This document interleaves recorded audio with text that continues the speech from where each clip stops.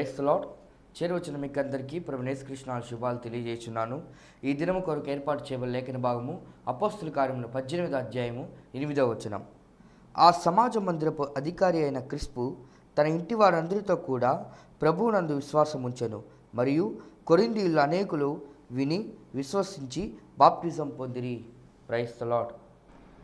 దేవునికి స్తోత్రం. హల్లెలూయా, హల్లెలూయా, హల్లెలూయా. మన ప్రభువును ప్రియరక్షకుడైనటువంటి నజరేయుడైన యేసుక్రీస్తు దివ్యనామంలో మన శాంతి టీవీలో ప్రసారమవుతున్నటువంటి ఆయన హెచ్చవలసి ఉన్నది, హీ మస్ట్ ఇంక్రీజ్ అనేటువంటి అనుదిన ఆత్మీయ వాక్య వ్యాఖ్యాన కార్యక్రమ వీక్షకులైన మీ అందరికీ నా హృదయపు లోతులో నుంచి ప్రత్యేకమైనటువంటి వందనాలు, శుభాలు, అభినందనలు తెలియజేస్తున్నాను. దేవుని స్తోత్రం. రండి, మీరు మీ కుటుంబ సభ్యులు, మీ కుటుంబంలోని యవనస్తులు వాక్యం వినడానికి ఆసక్తి కలిగిన వారు, వాక్యం నేర్చుకోవాలని ఆశ కలిగిన వాళ్ళు, వాక్యం ద్వారా దేవుని వాక్యం ద్వారా బోధించబడుతున్నటువంటి దేవుని వాక్యం ద్వారా దైవస్వరం వినాలని ఆశపడుతున్న వారు రండి. బెరయ విశ్వాసుల్లాగా, బెరయ పట్టణంలోని బెరయ సంఘములోని విశ్వాసుల్లాగా లేఖనాలను పరిశోధిస్తూ ఎవరు ప్రసంగం చేసినా, నేను ప్రసంగం చేసినా, ఎవరు ప్రసంగం చేసినా అవి లేఖనానుసారంగా ఉన్నాయో లేదో అని పరిశీలించడానికి సిద్ధపడి రావాల్సిందిగా మిమ్మల్ని కోరుతున్నాను. దేవుని స్తోత్రం. హల్లెలూయా. ఈ కార్యక్రమాలు సజావుగా సాగడానికి ప్రభు యొక్క కృప ఎంతగానో దొరుకుతుంది. అందును బట్టి నేను దేవుని నామాన్ని స్తుతిస్తున్నాను. నిన్నటి ఎపిసోడ్లో మనం కొన్ని విషయాలు ఆలోచించుకున్నాం. దేవుని వాక్యము మనకు ఇవ్వబడుతుంది, అనగా అనుగ్రహించబడింది. దాంట్లోంచి మనం ఏదైనా వాక్య భాగాన్ని తీసుకుంటున్నాం, దాంట్లోంచి దాన్ని విభజించి దాన్ని ధ్యానించి తర్వాత దాన్ని అన్వయించుకోవడానికి ప్రయత్నం చేస్తున్నాం. ఒక కంక్లూజన్ లేదా ఒక అప్లికేషన్ పార్ట్ అనేది మీ ముందు ప్రస్తావించేసి నేను ముగిస్తున్నాను. కాబట్టి నిన్నటి మనం ఎపిసోడ్లో ఆలోచించిన విషయాలు దేవుని చిత్తానికి లోబడ్డం, సబ్మిటింగ్ టు గాడ్స్ విల్.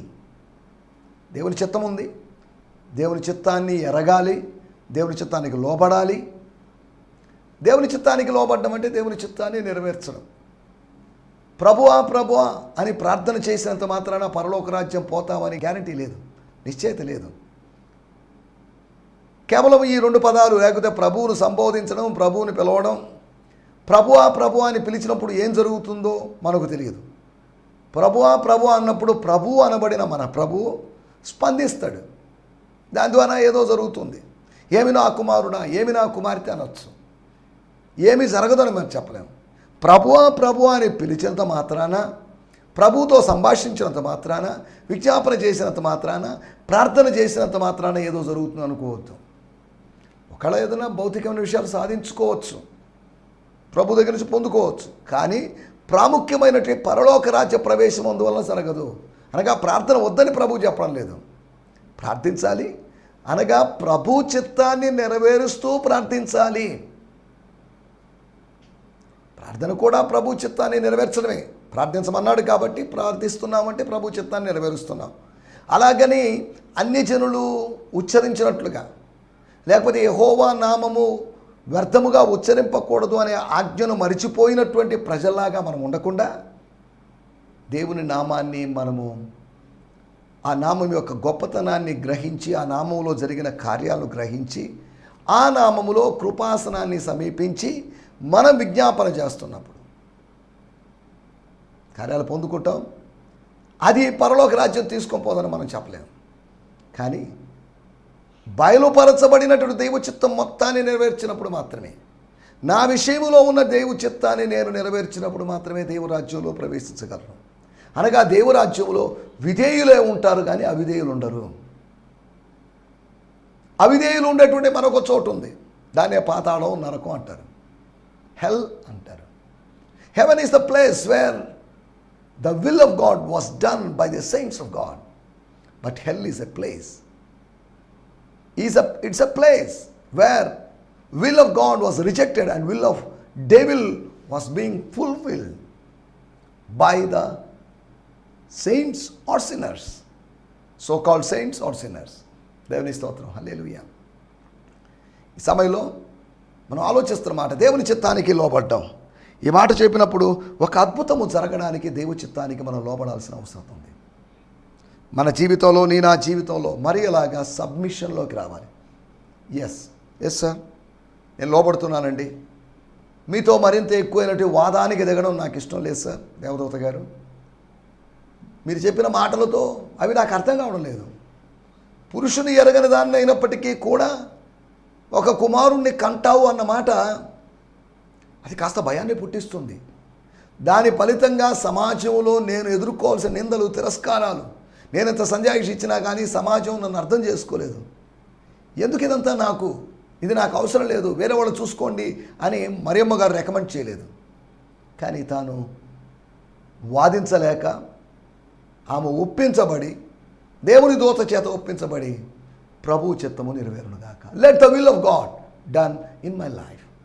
మరియ జీవితంలోనే కాదు, మనందరి జీవితాల్లో కూడా దేవుని చిత్తం నెరవేరాలి. పరలోకమందు ఎలాగూ నెరవేరుచున్నదో దేవుని చిత్తం, as it was being fulfil in heaven, let it be fulfil in the lives of the believers. అనగా భూమి మీద ఉన్నటువంటి భక్తుల జీవితాల్లో కూడా దేవుని చిత్తం నెరవేరాలి.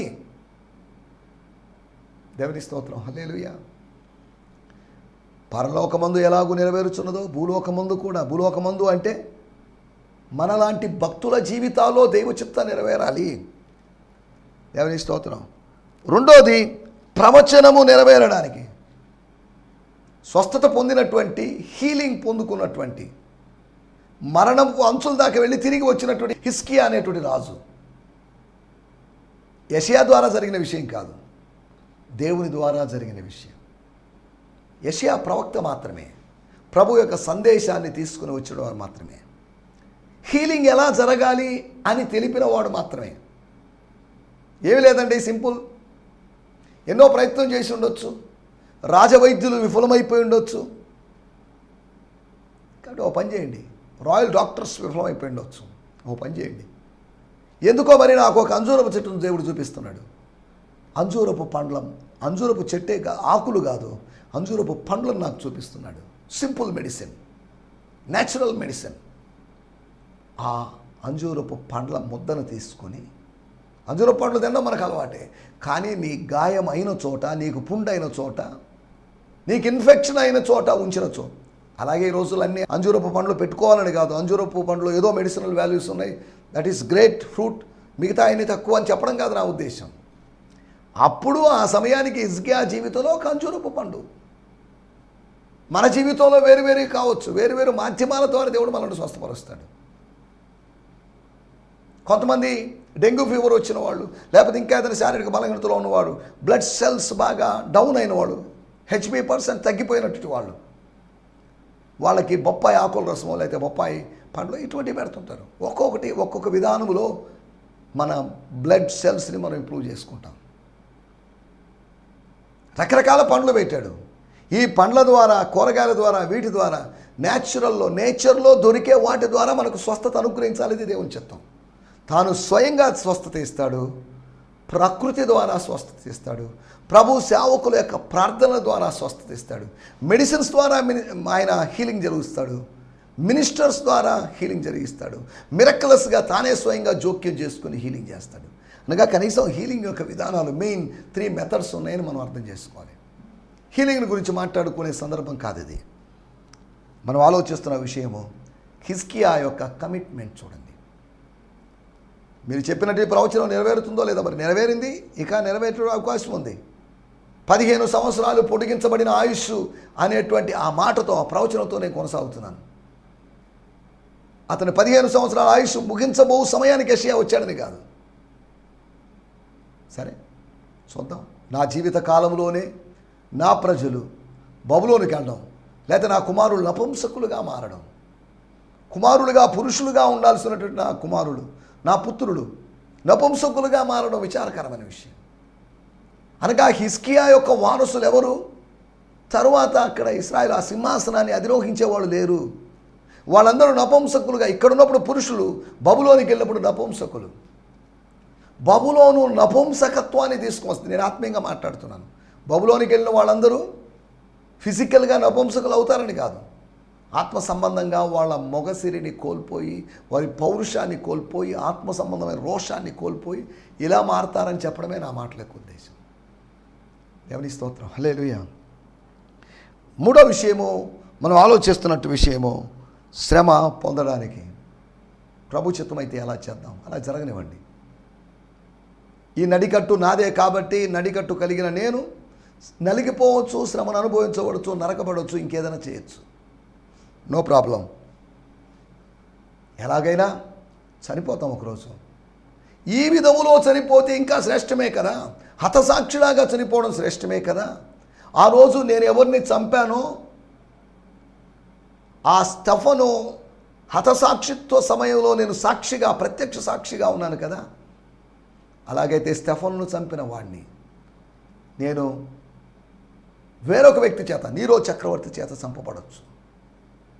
అనగా ఏం విత్తుతున్నామో దాన్నే కోస్తాం. స్టెఫన్ను చంపాడు అతడు నీరో చేత, పౌలు నీరో చేత చంపబడ్డాడు. నువ్వు ఏ కొలతతో కొలుస్తావో అదే కొలతతో నీకు కొలవబడుతుంది. వేరే కొలత, కొత్త కొలత కాదు. నువ్వేం విత్తుతున్నావో దాన్నే కోస్తున్నావు. పౌలు లేదా సౌలు ఏం విత్తాడో దాన్నే కోస్తున్నాడు. జరగనివ్వండి. అగబో ప్రవక్త గారు సూచించినందుకు, హెచ్చరించినందుకు మీకు వందనాలు సార్ అని కూడా చెప్పిండొచ్చు. తర్వాత తన జీవితంలో తనకు జరగరాని జరిగిందని యోసేపు అఫెండ్ అయ్యాడు, హర్ట్ అయ్యాడు. ఏంటిది? మరియ క్యారెక్టర్ని, మరియ యొక్క శీలాన్ని శంకించాల్సిన పరిస్థితి ఏర్పడింది. అది ఎలా జరుగుతుంది? ఇప్పటి వరకు మానవ చరిత్రలో జరగలేదే. నా జీవితంలో ఇది ఎందుకు జరుగుతుంది? దేవుని ప్లాన్ ఏదో ఉంది, దేవుని ఉద్దేశం ఏదో ఉంది. అలా నలుగురు వ్యక్తుల గురించి మనం ఆలోచించాం. అనగా నలుగురు వ్యక్తులు అంటే మరియా, హిజ్కియా రాజు, పౌలు, యోసేపు. వీళ్ళందరి విషయంలో వాళ్ళు దేవుని చిత్తానికి వాళ్ళు ఒప్పుకున్నారు. వాళ్ళకి అర్థమైన దేవుని చిత్తం అని కాదు, వాళ్ళకి బయలుపరచబడిన దేవుని చిత్తం. దేవుని చిత్తం మనకు అర్థం అవ్వచ్చు, అర్థం కాకపోవచ్చు. అది అర్థమైనా అర్థం కాకపోయినా అది మన మంచి కొరకే. God's will either it's understandable or misunderstandable, or understandable or not. We should say 100% yes to God's will. అంతవరకే. 100% దేవుని చిత్తానికి yes, I agree with this. దీని గురించి నేను అవునని కానీ కాదని కానీ అనలేనండి. సారీ అండి, అది దేవుని చిత్తం కదా. దేవునితో నేను పోరాడేవాడిని కాబట్టి నాకు ఇష్టం లేదు అని మనం చెప్పుకొని ముందుకు సాగవచ్చు. కాబట్టి మన జీవితంలో కూడా దేవుని చిత్తానికి లోబడి ఉండాలని మనం నిన్నటి ఎపిసోడ్లో నేర్చుకున్నటి పాఠాలు లేదా పాఠం. రండి ఈ సమయంలో చిన్న ప్రార్థన చేసుకొని మన కార్యక్రమం ముందుకెళ్దాం. పరిశుద్ధమైన మా దేవ, మాకిచ్చిన మంచి దినము కొరకై మీకు వందనాలు. మాకిచ్చినటువంటి ఆత్మీయ వీక్షక కుటుంబం కొరకు, పరివారం కొరకై మీకు వందనం చేయిస్తున్నాను. ఈ సమయంలో ఎవరైనా అనారోగ్యంతో ఉన్నట్లయితే, శారీరక బలహీనతలతో ఉన్నట్లయితే వారిని మీరు దర్శించండి. ఎండలు తీవ్రంగా ఉన్నాయి కనుక పగలు ఎండ దెబ్బ తగలదు అనేటి మీ వాగ్దానం ఈ దినాల్లో ఖచ్చితంగా ఒక్కొక్కరి జీవితంలో నెరవేరాలి. అలనాడు అరణ్యంలో నీ ప్రజలకు, అనగా మా పితరులకు పగలు మేఘస్తంభంలాగా ఉండి ఎటువంటి ఎండ దెబ్బ తగలకుండా మీరు కాపాడారే, అలాగైతే మా విషయంలో కూడా అట్టి కార్యములు, అట్టి అద్భుతములు చేయమని కోరుకుంటున్నాం. ఈ సమయంలో ఈ కార్యక్రమం వింటున్న వారిలో ఎవరైనా బీపీలు, షుగర్లు, థైరాయిడ్ ప్రాబ్లమ్స్, క్యాన్సర్స్, ఇంకా ఇతర సమస్యలతో, స్త్రీ సంబంధమైన రుగ్మతలతో, హార్మోన్స్ యొక్క ఇంబ్యాలెన్స్తో, ఇటువంటి సమస్యలతో బాధపడుతున్న వారు ఉన్నట్లయితే వారందరి కొరకు మీ సంధానానికి వస్తున్నాం. దేవా, మీకు వందనం చేయిస్తున్నాం. మా పరమ వైద్యుడా, నీవు తప్ప మాకు వేరొక దిక్కు లేదు, మాకు వేరొక ఆధారం లేదు. నీ వైపే చూస్తున్నాం. నీ పిడికిల వైపు, నీ కుప్పిల వైపే మేము చూస్తున్నాం. నీ వైపు చూస్తున్నాం ప్రభా. మా యజమానుడా, నీ వైపు కాకుండా మేము ఎక్కడికి చూడగలం? ఈ సమయంలో మీ పాదపద్మలపై చేరున్న ప్రజలను, వారెవరైనా కానీ, ఏ డినామినేషన్ అయినా, ఏ కులమైనా, ఏ మతమైనా కానీ, ఈ ఉదయకాలము వారికి ఒక దైవికమైన స్వస్థతను మీరు కలుగు చేయమని అడుగుతున్నాను. తండ్రి, మీకు వందనాలు చెల్లిస్తూ, వారి దగ్గర బలహీనతలతో ఉన్న వారిని మీ చేతిలో సమర్పిస్తూ, సకల ఘనత, మహిమ, ప్రభావాలు మీకే ఆరోపిస్తూ, ముందునటి వాక్య పరిచయలో కూడా మీ సాన్నిధ్యం ఉంచమని యేసు నామములోనే ప్రార్థించడుగుతున్నాం పరమ తండ్రి. Amen, amen, amen. దేవుని స్తోత్రం. మీ అందరికీ వందనాలు. దేవుని స్తోత్రం. ఈ సమయంలో మన ధ్యానం నిమిత్తమై అపోస్తుల కార్యములు 18వ అధ్యాయము 8వ వచనం. తన ఇంటి వారందరితో కూడా మరియు కొరింథీయులలో అనేకులు విని కొరింథీయులలో అనేకులు విని వాక్యాన్ని విని పౌలు చెప్పిన మాటలు విని విశ్వసించి విశ్వాసం పుట్టింది. వినడం వల్ల విశ్వాసం పుట్టింది. వాళ్ళు బాప్తిస్మం తీసుకున్నారు. వాళ్ళు ఒకవేళ యూదా సంబంధమైనటువంటి మత ప్రక్షాళనకు సంబంధించినటువంటి స్ప్రింక్లింగ్స్, చల్లుకోవడాలు, లేదా బాప్తీసాలు, లేదా బాప్తిస్మం, లేదా ముంచి లేపడం, ఇటువంటి బ్యాప్టైజో అనేటువంటి అనుభవం వాళ్ళకు ఉండి ఉంటుంది. కానీ వాళ్ళు ఇక్కడ బాప్తిజం తీసుకుంటున్నారు. ఇది యూదా మత సంబంధమైన బాప్తిజం కాదు, యోహాను బాప్తిజం కాదు. దేవుని స్తోత్రం. ఇదేంటిది? వారు ఎందుకు బాప్తిజం తీసుకున్నారు? వారు విని బాగుందండి, దేవునికి స్తోత్రం అండి, విశ్వసించి వెళ్ళిపోకుండా వాళ్ళు బాప్తిజం తీసుకోవడం అనే స్టెప్లో ప్రవేశించారు. కారణం ఏంటి? అయ్యా ఏం చేయాలి మేము అని వాళ్ళు అడిగి ఉంటారు. ఏం చేయాల్సిన అవసరం లేదు, సింపుల్ అండి. ఏదైనా సబ్స్క్రిప్షన్ కట్టాలా, ఏదైనా ఫీజు కట్టాలా, లేదా ఏదైనా రుసుము చెల్లించాలా? ఈ సంఘములో లేకపోతే కొరింథీలో ఉన్న దేవుని సంఘములో చేరాలంటే, లేకపోతే దురాత్మలో విడిపించబడడం కోసం ఏదో కొన్ని సంఘాల వాళ్ళు డబ్బులు పోగు చేసుకొని దెయ్యాలను పోగొడుతున్నట్టుగా నేను ఈ మధ్యలో వినడం జరిగింది. అలాంటిదేమీ లేకుండా the membership in to the body of Christ is free. దీనికి చందా పెట్టాల్సిన అవసరం లేదు, చందా చెప్పాల్సిన అవసరం లేదు. ఇట్స్ ఫ్రీ, ఉచితం. క్రీస్తు శరీరంలో మీరు ప్రవేశపెట్టబడ్డారు. లోకములో అవయవాలుగా ఉన్న మీరు క్రీస్తు శరీరంలో అవయవాలుగా మార్చబడ్డారు. ఏమంటారు, ఇంప్లాంటింగ్ లేదా ట్రాన్స్ప్లాంటింగ్ అనేది ఆయన చేశాడు. దేవుని స్తోత్రం, హల్లెలూయా. మనం ఆలోచిస్తున్న విషయాల్లోకి వచ్చేద్దాం. ఇక్కడ రాయబడింది ఉజ్జీవం. కొరింథీలో ఏం జరిగింది? వాట్ హ్యాపెన్ అనగా, క్రమంగా కొరింథీ మతం కార్నల్ రిలీజియన్ బలహీనమవుతున్న సమయంలో క్రైస్ట్ రిలీజియన్, క్రైస్ట్ రిలేషన్ అనేది రివైవల్లోకి వచ్చింది, ఉజ్జీవపు అనుభవంలోకి వచ్చింది. దేవుని స్తోత్రం. ఎప్పుడైతే ఆత్మీయత చల్లారుతుందో, శరీర సంబంధమైన తత్వం బలపడుతుంది, ఉజ్జీవపరచబడుతుంది. ఎప్పుడైతే శరీర సంబంధమైనటువంటి తత్వం బలహీనపడుతుందో, ఆత్మ సంబంధమైన తత్వం రివైవ్ అవుతుంది, తిరిగి లేపబడిన అనుభవంలోకి వస్తుంది, పునరుత్థానపు అనుభవంలోకి వస్తుంది. కొరింథీలో ఉజ్జీవం వచ్చింది. ఏ విధంగా? హౌ? చూడండి, మనం కొన్ని మాటలు, 4 విషయాలు మీకు త్వరగా జ్ఞాపకం చేస్తాను. కొరింథీ సంఘములో వారికి సువార్త ప్రకటన ద్వారా కొరింథీలో ఉన్నటువంటి కొత్త వారికి, సంఘస్థులు కాని వారికి, సంఘ సభ్యులు కాని వారికి ఏం జరిగింది అనే దాని గురించి క్రిస్పస్ అనేటువంటి ఒక ఆయన, దాని తర్వాత సోస్తేనేసు అనేటువంటి ఒక లీడర్ వచ్చాడు. ఏం జరిగింది వీళ్ళకి అని మనం కొద్దిగా ఆలోచిస్తే, కొరింథీ పట్టణంలో దేవుడు ఒక గొప్ప ఉజ్జీవాన్ని తీసుకుని వచ్చాడు. జెరూసలేములో వచ్చిన రివైవల్, ఈ రోజుల్లో వేల్స్లోనూ అక్కడ ఇక్కడ వచ్చిన లేకపోతే ఉజ్జీవాన్ని గురించి కెనడాలోనూ, టొరంటోలోనూ, లేకపోతే ఆయా ప్రదేశాల్లో వచ్చిన ఉజ్జీవం గురించి ప్రజలు చెప్పుకుంటున్నారు. కానీ ఎర్లీ చర్చ్లో వచ్చినటువంటి ఉజ్జీవాన్ని గురించి మనం ఆలోచిస్తున్నాం. ఏం జరిగింది అక్కడ? చదువు, 4 విషయాలు మీకు త్వరగా జ్ఞాపకం చేస్తాను. అపోస్తలుడైన పౌలు కొరింథీయులకు రాసిన పత్రిక 6వ అధ్యాయము 20వ వచనం. మీరు విలువ పెట్టి కొనబడిన వారు కనుక, అనగా మిమ్మల్ని క్రీస్తు కొన్నాడు. నేను కొన్నానని కాదు, నేను బాగా డబ్బున్నోడిని, నేను కొనగలను, మా నాన్న ఈజ్ అ రిచ్ మ్యాన్ కాబట్టి నేను మిమ్మల్ని పర్చేజ్ చేసుకున్నాను. నాకు మీరు అవసరం లేదు, క్రీస్తుకు మీరు కావాలి. క్రీస్తు మిమ్మల్ని విలువ పెట్టి కొన్నాడు. 20వ వచనం నేను చదువుతున్నాను. You were God's expensive purchase, paid for with tears of blood, so by all means then use your body to bring glory to God. You are God's expensive purchase. వెలపెట్టి, ఫ్రీగా దొరికిన వాళ్ళు కాదు మీరు. అనగా ఫ్రీ అనేదానికి పెద్ద విలువ లేకపోవచ్చు. స్టాక్ ఎక్కువైపోయింది, కొత్త స్టాక్ వస్తుంది, స్టాక్ క్లియరెన్స్ కోసం మిమ్మల్ని అమ్మిన వాళ్ళు కాదు.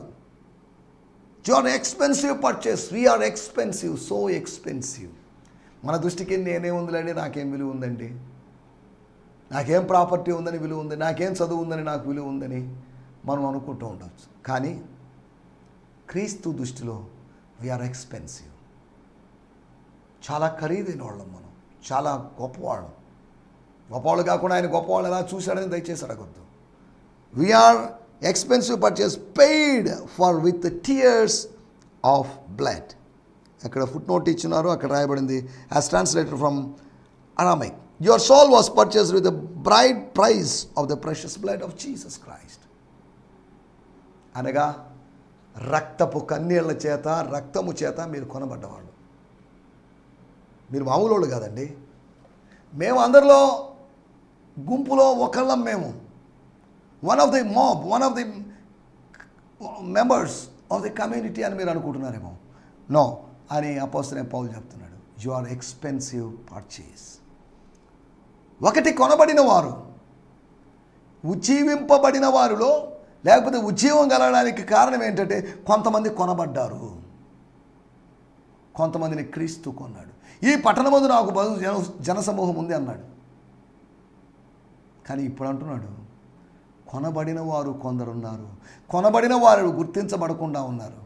వాళ్ళ శరీరాన్ని కొన్నాడని కాదు, వాళ్ళ ఆత్మను he purchase their inner beings, their souls.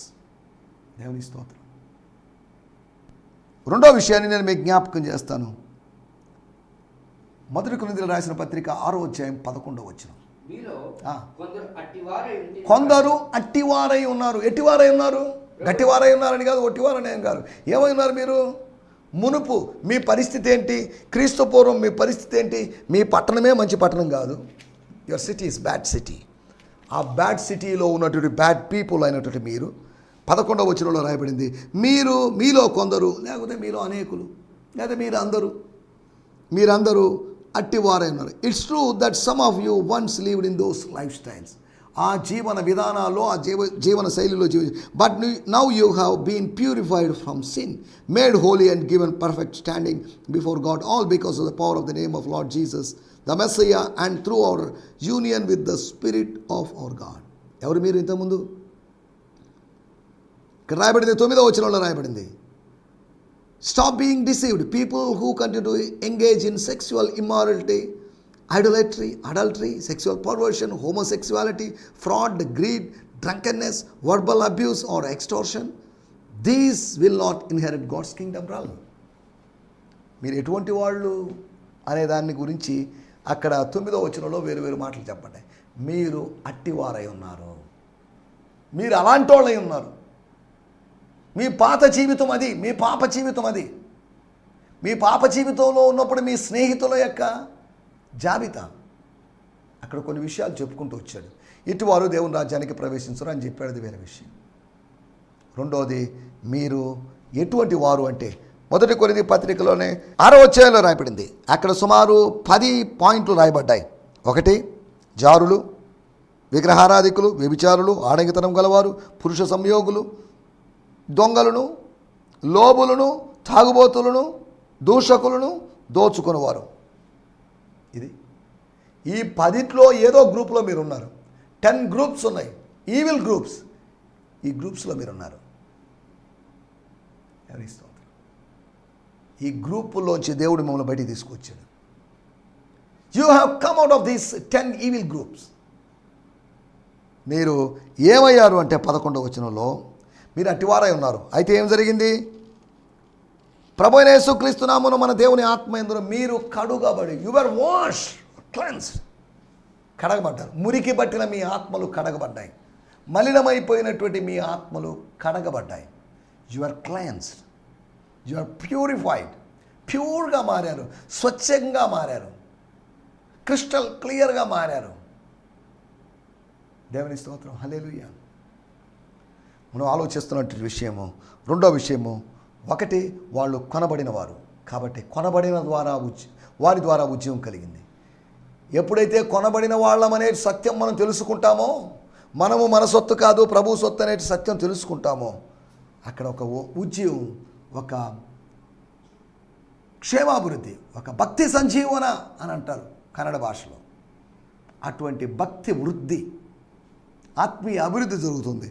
రెండవదిగా కడగబడినటువంటి అనుభవం. ఆత్మయందు కడగబడిన వారు, యేసు రక్తమందు కడగబడిన వారు. దేవుని స్తోత్రం. మూడో విషయాన్ని నేను మీకు జ్ఞాపకం చేస్తాను. 6వ అధ్యాయంలోనే 11వ వచనంలో రాయబడింది. ఇంకా ఏం జరిగింది అని చూస్తే, చివరి భాగం, పరిశుద్ధపరచబడిన వారై ఏమయ్యారు? మీరు నీతిమంతులయ్యారు. నీతి ఆపాదించబడింది, నీతి విధించబడింది, నీతి దొరికింది, నీతి పొందుకున్నారు, నీతిమంతులయ్యారు. దేవుని స్తోత్రం. Righteousness was imputed to you are given to you. It was given to you as a blessing. You are justified. Justification was happen to you. మీకు జరిగింది ఇది. దేవుని స్తోత్రం. హల్లెలూయా. మనం ఆలోచిస్తున్న విషయం, మూడో విషయము, క్రీస్తు ద్వారా నీతిమంతులయ్యారు. స్వనీతి కాదు, స్వనీతి విషయంలో సంహరించబడి క్రీస్తు నీతిని మీరు స్వతంత్రించుకున్న వాళ్ళు మీరు. అనగా క్రీస్తు ద్వారా నీతిమంతులైన వారి ద్వారా. క్రీస్తు ఎవరు నీతిమంతులుగా తీరుస్తున్నాడు వారి ద్వారా ఒక గొప్ప ఉజ్జీవాన్ని కలిగిస్తాడు. ఆ పట్టణాన్ని షేక్ చేశాడు ఆయన. భూలోకమును తలకిందులు చేసేవారు ఇక్కడికి వచ్చున్నారు అని తెస్సలోనిక వారు కేకలు వేసినట్లుగా కొరింథీ పట్టణాన్ని కూడా కదిలించడానికి, షేక్ చేయడానికి దేవుడు పౌలు బృందాన్ని అక్కడికి పంపించాడని అర్థం చేసుకోవాలి. నాలుగో విషయము నేను మీకు జ్ఞాపకం చేస్తాను. 1 కొరింథీయులకు రాసిన పత్రిక 6వ అధ్యాయము 10వ వచనం. స్తోత్రం.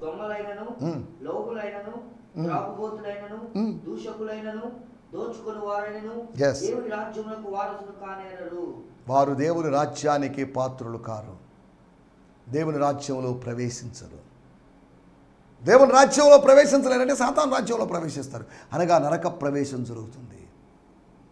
అంటే దీని అర్థం దేవుని రాజ్యాన్ని, క్రీస్తు రాజ్యాన్ని స్వతంత్రించుకునేటువంటి వారు, ఉజ్జీవింపబడిన వారు, ఉజ్జీవం కలగడానికి కారణమైన వారు, వాళ్ళు కొనబడిన వారని, కడగబడిన వారని, క్రీస్తు చేత నీతిమంతులుగా తీర్చబడిన వారని, క్రీస్తు రాజ్య వారసులుగా మారిన వారని. కాబట్టి ఇటువంటి అనుభవాలతో మనం ముందుకు సాగినప్పుడు, మన సహోదరుల మధ్యలో ఇటు కార్యాలు జరిగినప్పుడు ఖచ్చితంగా ఒక ఉద్యమం వస్తుంది. కొరింథీలో వచ్చినట్టు ఉద్యమం మన స్థానిక సంఘాల్లో కూడా వస్తుంది అని నేను నమ్ముతున్నాను. కాబట్టి ఇట్టి ఉద్యమపు అనుభవంలో ముందుకు సాగడానికి ప్రభు మనందరికీ సహాయం చేయనుగాక. ఆమేన్. హల్లెలూయా. హల్లెలూయా. మీ అందరికీ ఈ సందేశము మీకు ఆశీర్వాదకరంగా ఉందని నమ్ముచున్నాము.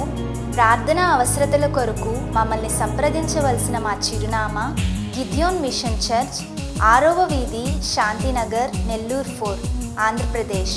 పిన్ 524004. మా ఫోన్ నంబర్లు 7036443613 మరి ఒక నంబర్ 9392293010. మా ఈమెయిల్ ఐడి gfihmi2015@gmail.com. దేవుడు మిమ్మును ఆశీర్వదించునుగాక. ఆమేన్.